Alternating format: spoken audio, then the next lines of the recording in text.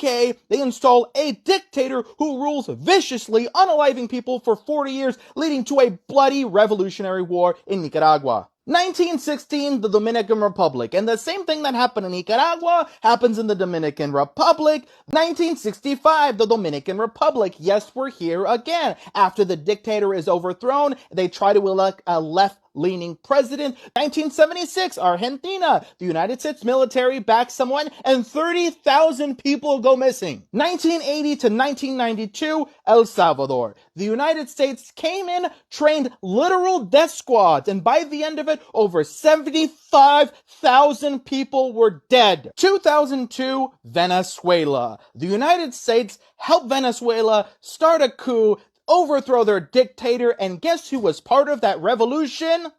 You guessed it. 2026, the United States goes into Venezuela, overthrows the dictator that they helped put there, and guess what happens after that? Well, let's do some quick math. Of the 20 or so sovereign countries in Latin America and the Caribbean, 17 of them have had help from the United States, and that help has always led to death, murder, and a dictator. If you think for a single second that removing one dictator won't lead to another dictator coming in who's probably going to be even worse, you are not looking at history, and you are not looking at the piles of millions of dead bodies in the ground in Latin America. And those bodies are there in the ground for one reason and one reason only. That is what happens when the United States tries to help a country in Latin America.